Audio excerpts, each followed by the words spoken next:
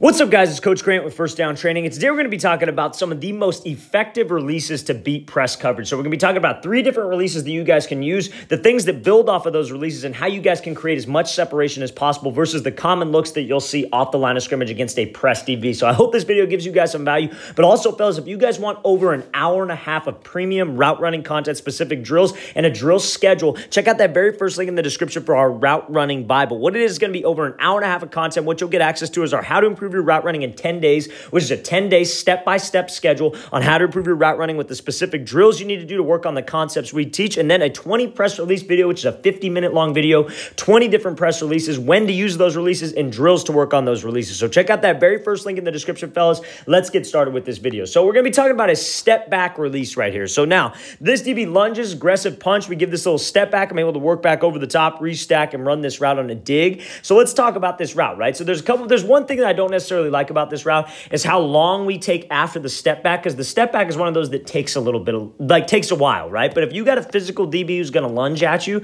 this step back is a great way to avoid that punch and then be able to go. So that's why it's one of the most effective things, especially when you're facing a physical DB. When you got a physical DB, it's a lot different than a patient DB where you can work certain moves, you could kind of close the distance, you could attack his leverage, whatever it might be. But when it's a physical guy who's going to give this physical punch, a step back is a great thing that you could do, because when he whiffs, look at kind of how off balance he is right here. If he just steps back and goes, he's able to keep timing with that quarterback. He's able to keep the DB's hands off of him, and he's able to keep timing. That's ultimately the goal. The whole reason he's going to be throwing this punch is to disrupt timing with that quarterback. That's the only reason that a DB jams. That's the only reason that a DB comes up in press, right? They would sit in zone all day long if they weren't trying to get pressure on the quarterback and disrupt the timing with the receivers, right? Because without a jam and they're trying to bring pressure, they're blitzing, and without a DB being physical or trying to get hands on you, we should be wide open every single time. That should not be a hard thing to do, right? So I got to make sure that I try to, especially if you're a smaller guy, let's say you're on the smaller side and you're going up against a big physical guy, you're not going to win a hand fight with him. If you sit there and try to fight his hands, try to attack his shoulder, elbow, whatever it may be, the points of control that you hear me talk about,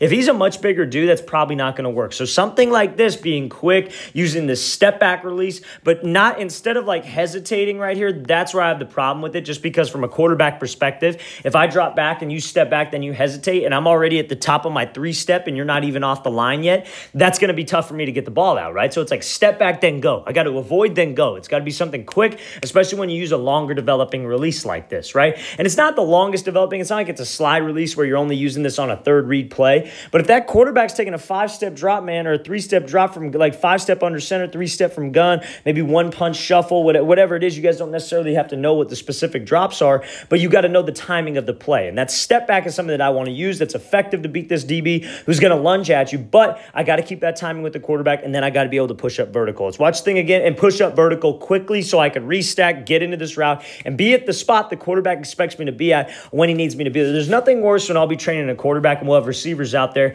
and maybe we'll have multiple guys and they'll be throwing, a jam, whatever, and the receiver ain't at the spot that we need him to be at when the quarterback's at the top of his drop or when he's moving on to him through the progression. There's nothing worse than that. So we got to make sure that we're never that guy, especially from a receiver perspective. Let's watch the thing again, full speed one more time. Great job utilizing that step back release. So a step back is the first release, most effective release you can use beat press. So now we're going to be talking about a slide release in this kind of scenario where this DB's in this catch technique. Maybe I'm off the ball. I got about 2 to 3 yards to work, and a slide release is a great thing to do. And now we're going to talk about what also builds off of that. So this is a route from Robbie Anderson. So he slides to the outside, gives him a move, and then we're able to accelerate on this slant. So that's the main thing that I want to focus on here with this slide release, is that when we slide this DB out into open space, he's forced to make a decision.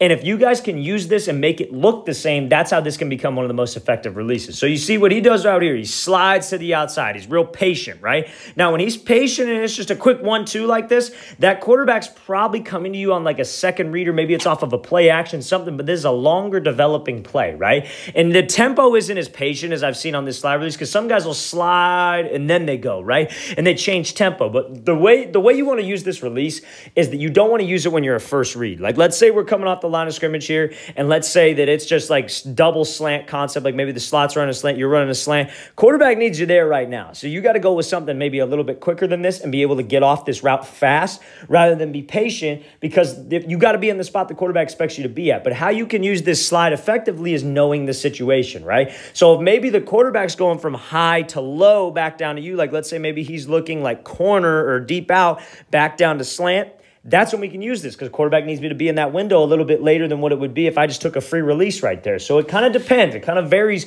on when you want to use this slide release. So now, when he does slide, see how this DB shuffles with him, right? That's exactly what we want, because he could either do one of two things right here. He could either lunge at us and try to get hands, and that's fine. We got to plan for that, because we're in this good range to where if he lunges at us, if I swat his hands away, he's completely off balance. For him to be able to touch me right here, he has to come outside of his frame and actually reach to get hands, and that's where I could really get the most separation, because if he's off balance, all I got to do is beat his inside arm, and then I could go accelerate up to the top of this route, and then it's easy money. But if I go here and he shuffles with me, then that's fine too. I have a plan for that. He's watching my hips, so I actually got to sell this route with my hips and with my upper half and throw a quick 1-2, get this DB just leaning, maybe even just shift his weight a little bit to the outside of his foot, and then that gets him off his balance, that gets him off that platform, and then I could accelerate back up to the slant portion of this route. So that's a great job here. Now, let's say we come off, and let's say this DB plays this thing pretty good, right? Because I got to run a slant route. Can't just change the route in the middle of the play. So I'm sliding out here, and I got to run a slant, but let's say this DB sits to the inside right here.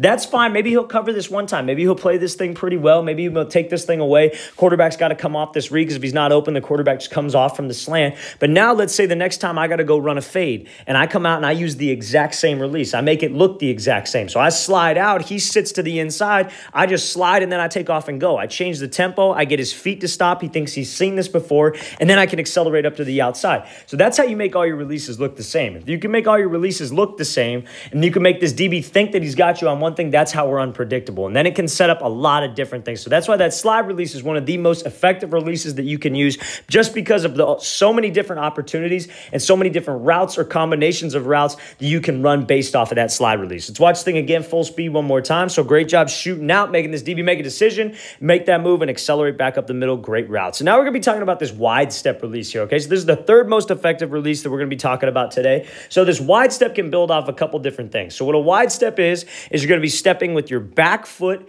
outside the DB's frame, like all the way into this left lane. You got the left lane, middle lane, then the right lane, right? And this DB's sitting in the middle lane. To make him move, you got to step all the way to the left lane. He's not going to move if you just step inside of his frame. If you just step inside of his frame, where is that threatening him? That's not threatening him anywhere, because he's going to be disciplined. He's going to watch your hips. And if you just stay square, he ain't going to move. So you actually got to throw and sell to the outside. Now, when people say that, oh, you don't want to step too wide outside your frame, if you bring your body there and you bring your hip with the cut, like a crossover in basketball. And basketball guys don't just cross over with their feet. They actually bring their upper half there. That's how you keep your balance, and that's how you stay in an explosive position that gets this guy to jump, right? It's not about just, it's where you step. It's about where you bring your body with the step. If you were to step this wide, but Diggs' upper half was to stay to the inside, it would feel like he's super off balance and super far outside of his frame, because he's not bringing his body with the cut. It's not an explosive cut. He doesn't have any balance. So that's the main thing I want to address there with the mechanics of it. So now, this wide step is built off a couple things. You see how he takes this kind of like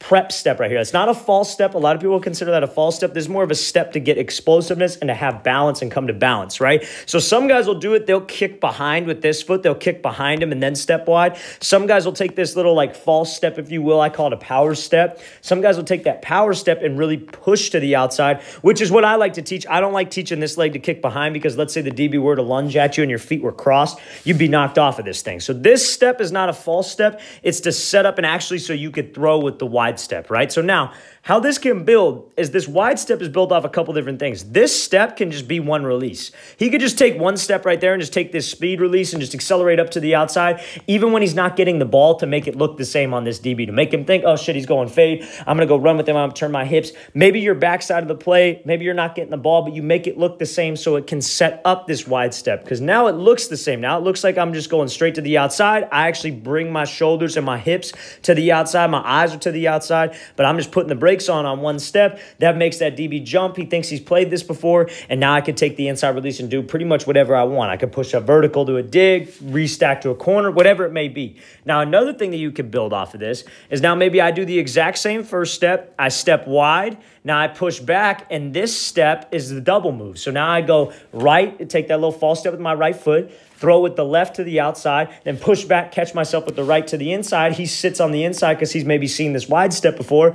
And then bam, I accelerate upfield and I take the outside release and it turns into almost a double up move. So that's why I think the wide step is one of the most effective releases, just because you have 3 different releases all built into one that you can use solely off of that wide step release. Okay, let's watch this thing again full speed one more time. It's a great job by Diggs making this wide step look the same as just a speed release and then getting up into this route. Great job by him beating this press coverage look. All right, guys, I really want to thank you for watching. I really appreciate it. If you guys have any questions at all, please feel free to leave those in the comments below. I'll always get back to you as soon as possible. I always appreciate the feedback and the suggestions. That helps me come up with new ideas for videos, so I appreciate that a lot. And again, fellas, check out that very first link in the description, Route Running Bible. It's a full hour and a half, over an hour and a half's worth of content, a 50-minute video on how to improve your route running in 10 days, and then a 50-minute video on 20 press releases, when to use them, and drills to work on those. So check out that very first link in the description. I'll see you guys next time.